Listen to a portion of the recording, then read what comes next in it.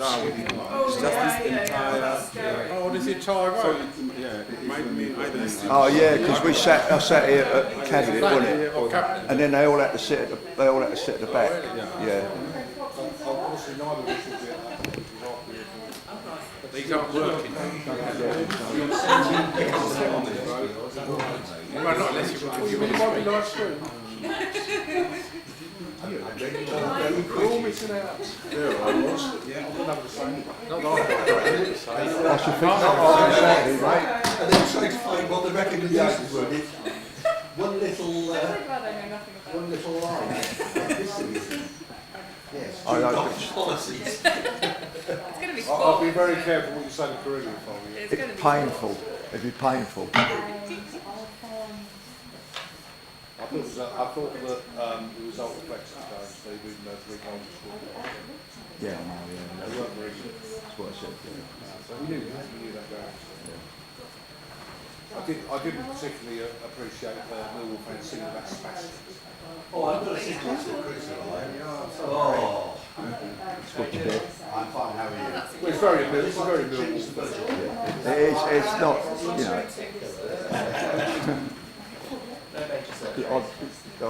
As a director of mine, I deal with welfare.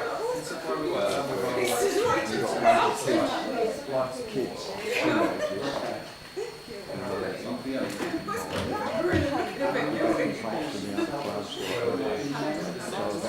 So I've got the dads to talk to them, otherwise I can't have it. We can't ban them in Millwall because it's most of the crowd. Yeah, just chuck them, we had no crowd at all. That's swear. That's swearing. I swear I won't. Swear. Very archaic word as well. I've been likened to Basildon Bond. Not James Bond. Not James Bond. I've even got proper trousers on as well for a change. Oh no, I've gone too far, haven't I? I've gone too far. I could put proper trousers on instead of jeans. And I had a wash as well. Oh no, well I'm just going. Just check behind the ears, you know. Any potatoes growing behind there? He was back, he wasn't allowed. Good afternoon, everybody. What a wonderful day it is. It's even raining in the car park. Welcome, everyone, to the GPC meeting. If the fire alarm is activated, vacate the offices via the stairs. Please do not use the lifts. Assemble in Hawley Square on the green. Officers will assist and advise when it's deemed safe to return to the chamber. Would everyone present please ensure that their mobile phones are turned to silence and they are not used to make or receive phone calls while in the meeting.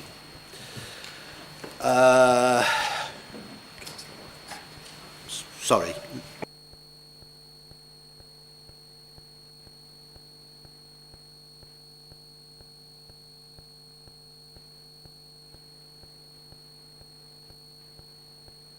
Certainly, thank you for that.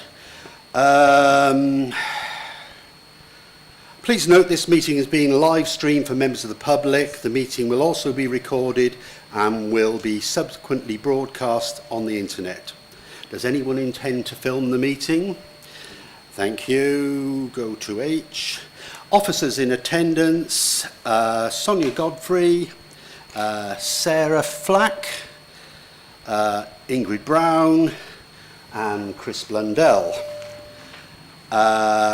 Apologies, I've received apologies from Tricia Austin and David Donaldson. And Emma Dawson. Okay, thank you very much.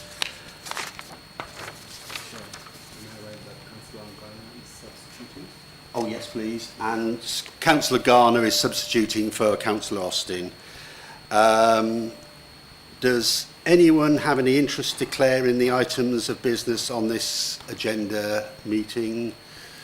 No, thank you. As it is Holocaust Memorial Day, can I ask that we stand and have a minute's silence? Thank you.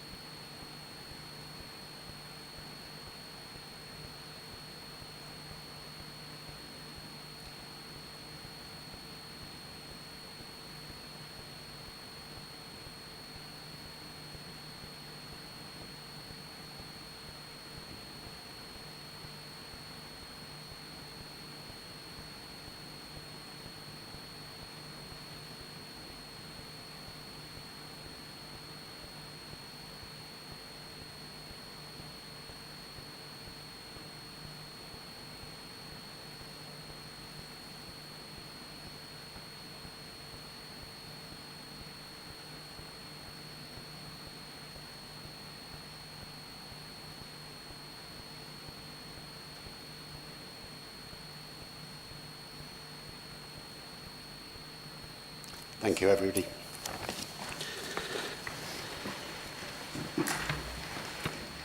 Chair. Moving on. Sorry. This way. Could I just say, I just wanted to say something as well, if I may. Sorry, your mic's on. Just to say, I attended the Holocaust Memorial Service at Ramsgate this morning, which was a multi-faith service. And what was particularly striking was the children from local schools who came, and they both of the schools they had spoke and read out poems and etc., and it was very heartwarming to see everybody together from those multi-faiths and different ages and everything, and for people to get together to remember this Holocaust. It was particularly striking to me as last October I went to both Auschwitz and Birkenau, and it's beyond belief, and basically everybody should go and see that, and that would bring people down to the proper level of respecting everybody on this planet. Thank you ever so much, Chair. Thank you. Okay, item 3, minutes of previous meeting held on February the 27th, 2025. Please, can I have a proposer that the minutes are inaccurate? Steve, thank you. Somebody to second it, please. Tony, thank you. Do members agree? Agreed, thank you. Minutes of the extraordinary meeting held on the 9th of July 2025, copy attached in the agenda pack. Please, can I have a proposer? Thank you, Steve. And a seconder? Thank you, John. Do members agree? Agree. Thank you. And minutes of the extraordinary meeting held on the 9th September 2025, copy attacked. Unfortunately, I was on holiday, so I read them, it looked okay to me. Please, can I have a proposer? Again, Chair. Thank you, Steve. And a seconder? Thank you, Tony. Do members agree? Thank you very much. Item 6, review of HR policies. I'd like to introduce Sonia Godfrey, Head of Human Resources. Over to you. Thank you. Good afternoon, everyone. So the purpose of this report is to consider and adopt proposed changes to 4 of the Council's existing HR policies.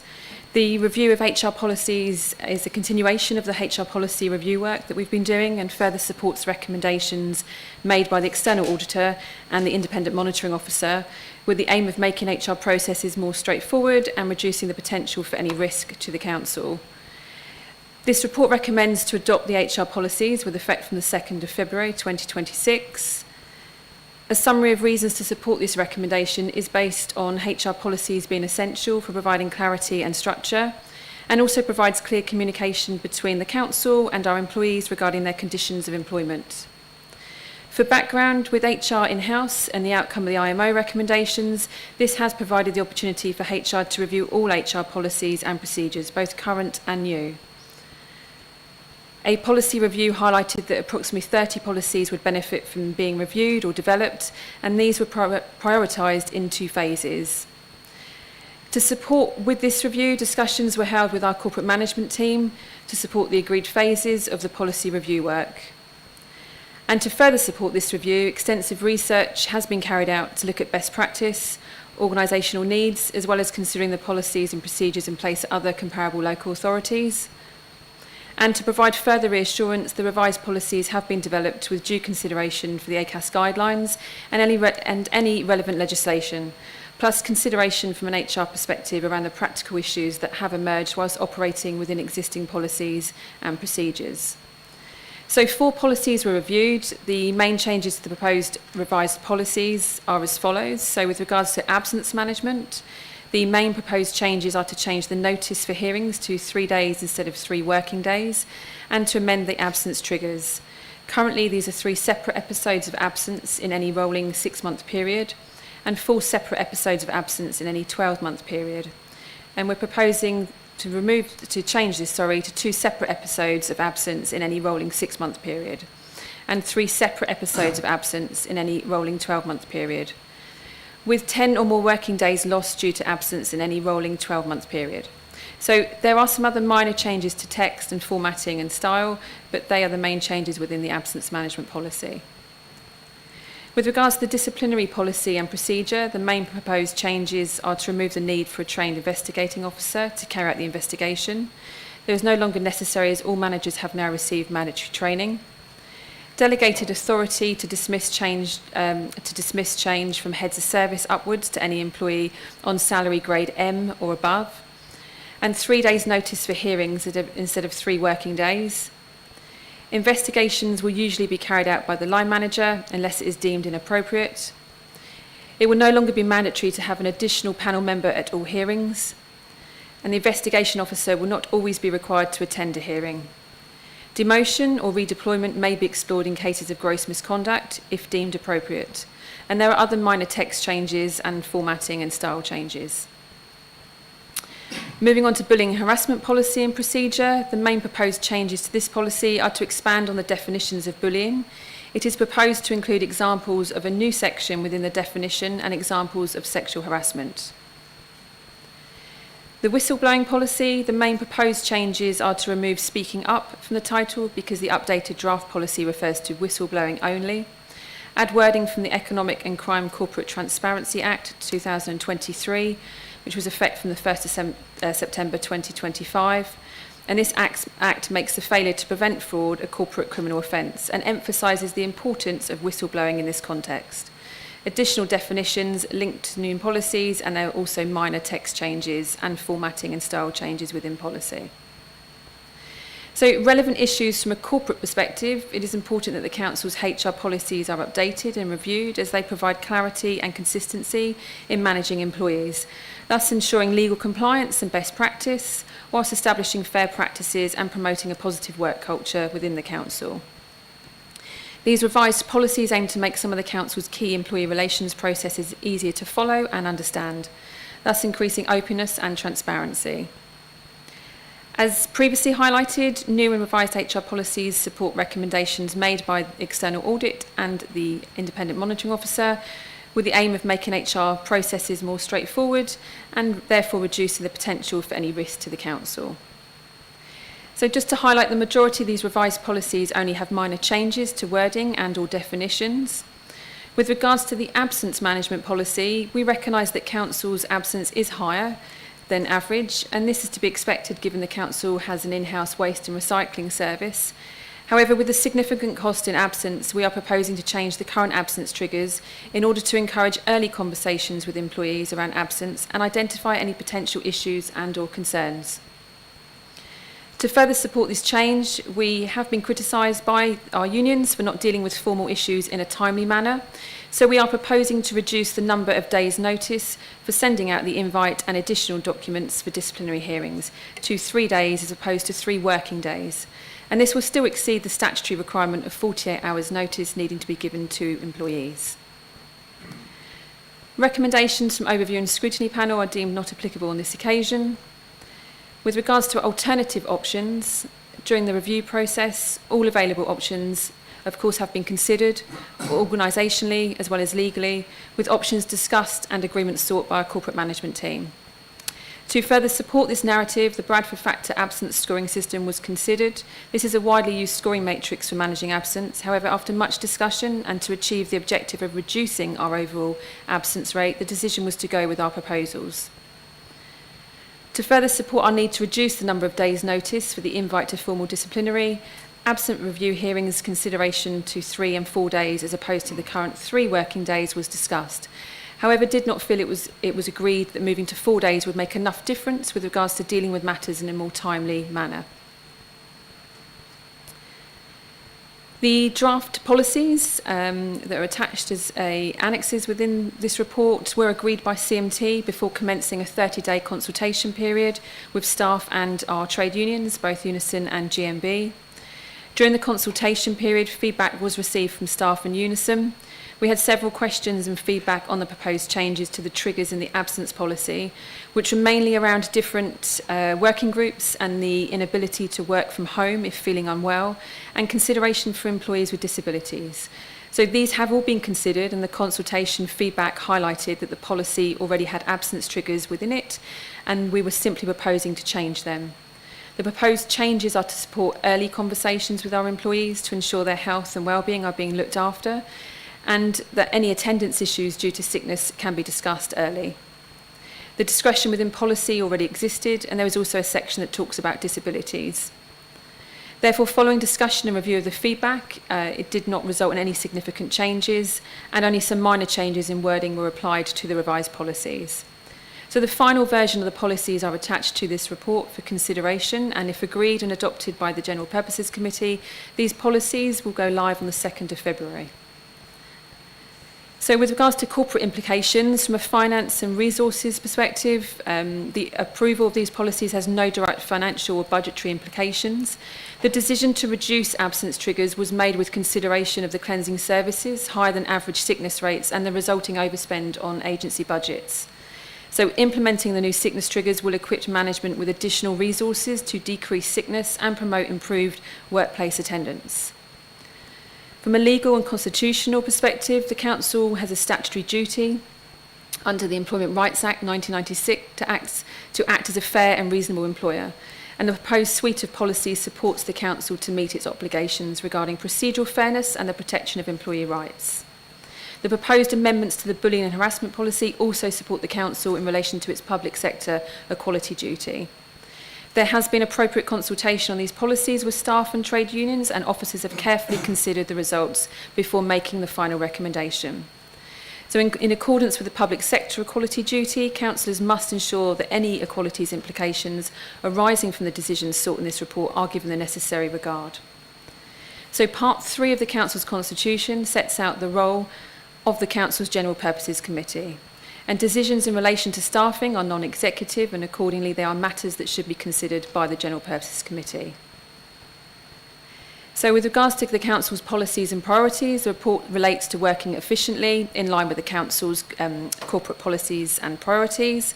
And from a risk perspective, policies serve to define behavioural expectations and promote fairness, compliance and efficiency within the organisation. There is nothing from a climate change or biodiversity.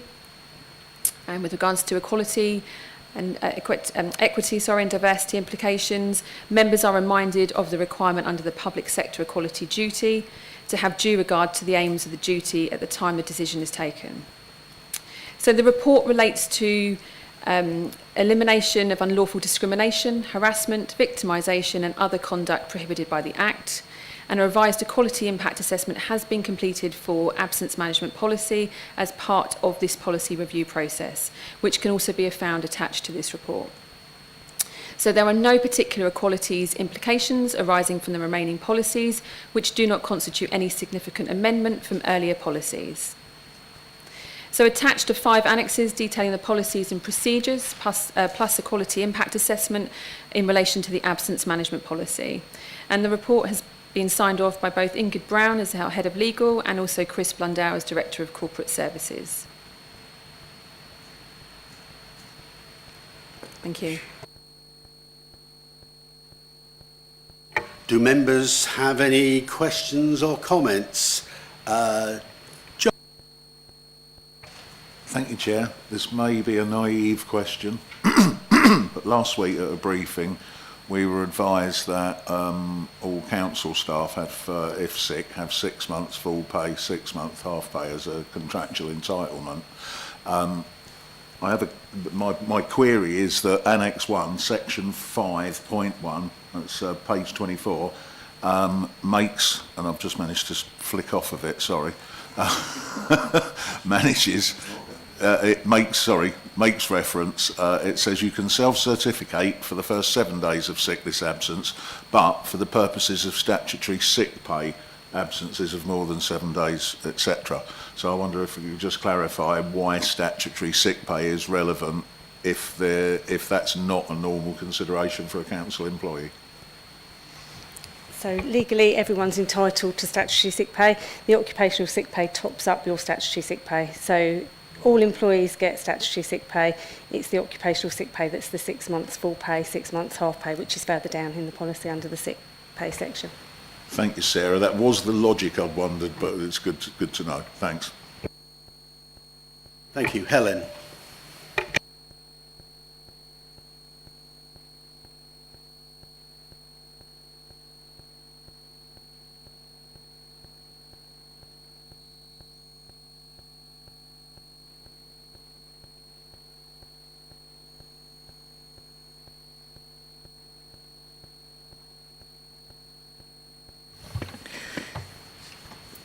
So 13 covers the duties that we have towards disabled employees. Just in relation to 15 and the sickness absence triggers, I wanted to check that managers who know that they are managing disabled employees have discretion within those absence triggers, because I know something that can be particularly distressing for people with chronic illnesses or disabilities is the sort of trigger system, because obviously there will be quite often more absence, and so you're in a continual cycle in that sense. Thank you. Yeah, so under the Equalities Act 2010, we have a duty to obviously take care of people with disabilities. That is absolutely used in the discretion. We take occupational health advice as well, so it may be that people due to an illness are going to take more time off. Therefore, we adjust the triggers accordingly, or discretion, is used in the way they're managed, absolutely, yeah. Thank you. Steve. Thank you. Firstly, it's always good to review any policies like this, and I'm pleased that it's continuing. I do have a few questions. You've referred to consultation with the trade unions, but you don't actually say in the report whether they've actually agreed to anything. It doesn't actually say that in the report. So they can give feedback. They did feedback into it, so that was encompassed in all of the feedback. Yeah. Anyway, and yeah, they're not opposed to any of the. But have they agreed to it? Yeah, so they've not opposed any of it yet. Yeah. Okay.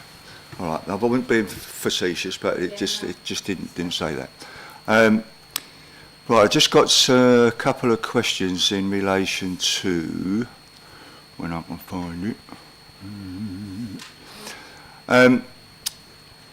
Yeah, in disciplinary policy and procedure, got no problem with a trained investigating officer being removed from it, and you've got they're all trained in it. But it says delegated authority to dismiss changed from heads of service upwards to any employee on salary grade M or above. I don't know what salary grade M is. Can you explain what salary grade is and what level that is at? So heads of service are yeah. So it's 2 grades lower than a head of service. Okay. Down to 2 grades lower. I couldn't tell you off the top of my head how many we've got, but that's it's not fine. more than a handful. It's not. Okay. Yeah. So what is the reasoning for that? We get to a formal hearing, and this all goes into the timely, dealing with things in a timely manner from the trade unions, and actually they're quite in agreement with this for obviously this you've reason. said that they've agreed. Yeah, so, absolutely. I just trying to get it we sorted. sometimes struggle because if we've got several cases on in one go, the potential outcome can be dismissal. It doesn't mean the employee will end up being dismissed, but even if it's a potential outcome is dismissal, at the moment it has to be heard by a head of service. Yeah.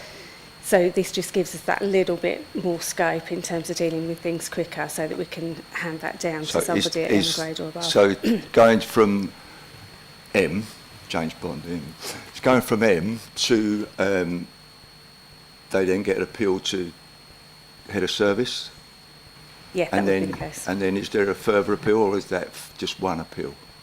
Only one stage of One appeal we stage have, appeal, yeah. Okay, thank you for that.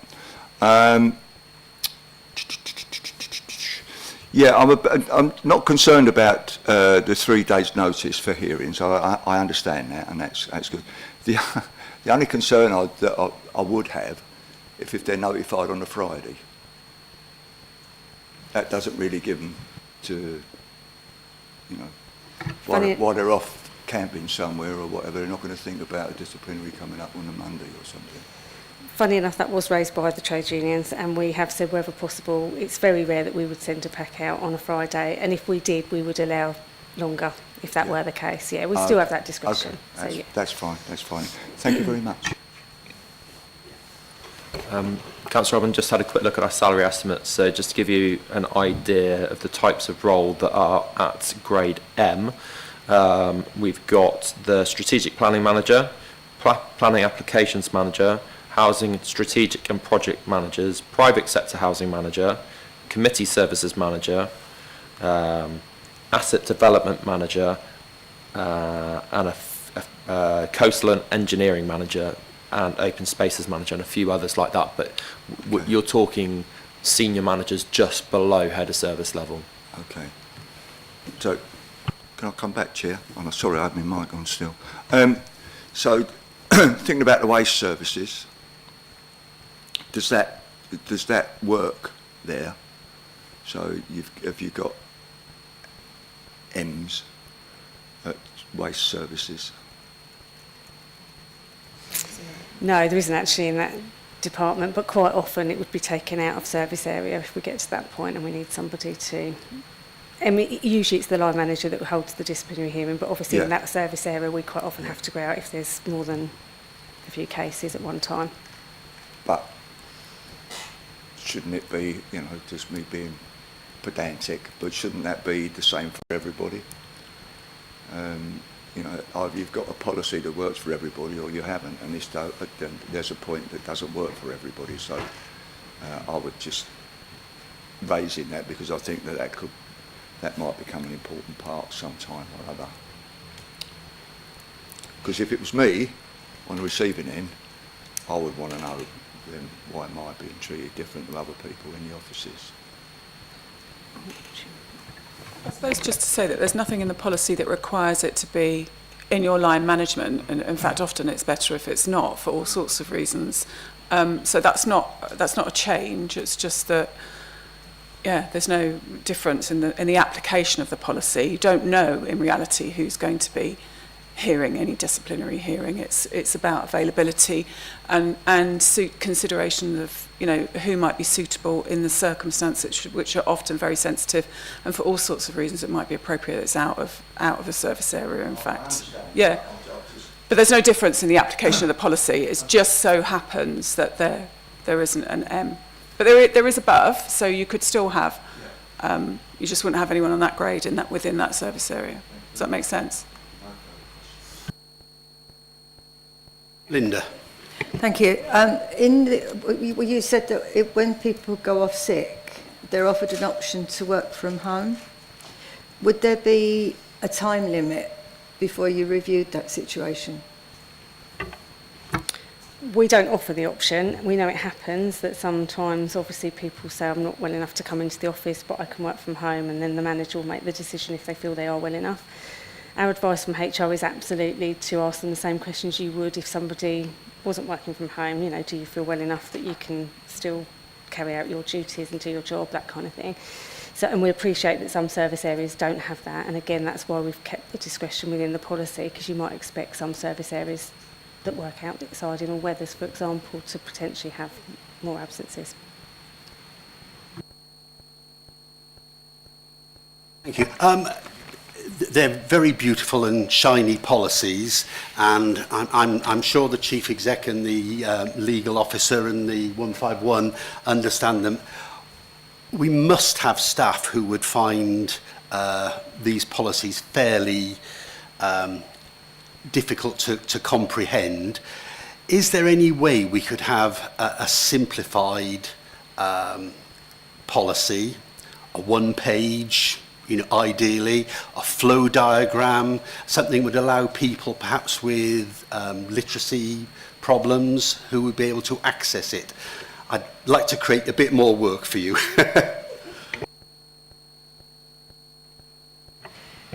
Yeah, I mean, we have had sort of flow diagrams before. It's obviously making sure that we've got all the detail in there. What we do is provide sort of guidance to support managers in the application of these policies. And then that then obviously filters down to staff as well. Obviously, there is additional work that we could do to support managers with the upskilling around the application of these policies. But yeah, we could certainly look at doing some sort of flow chart with just sort of key points within policy. If we feel that would help, that's something we could maybe speak with our unions, and it could be something that we speak with sort of like staff briefing type sessions, just to sort of get feedback from our staff around that. It's not, to my knowledge, been an issue with the content of our policies. That's not to say that it isn't, but it's not something that I'm necessarily aware of. But we could certainly have a look into that. So I'd take your point on board, yeah. Thank you very much. Sure. Just going to say as well, HR work closely with the unions as well in terms of development of the policy, so the unions understand and can also assist staff members if they are involved in these policies, can help them understand fully how they are applied as well. So there is that working relationship between the unions and the HR function that does allow, as well as the processes that Sonia was talking about, to help explain the details or the application of the policy to staff. So is there anybody who is not unionised? Well, if you're not unionised, you're still plenty. You are still allowed to have an employee representative at a disciplinary or other conduct hearing that might be involved in. Thank you.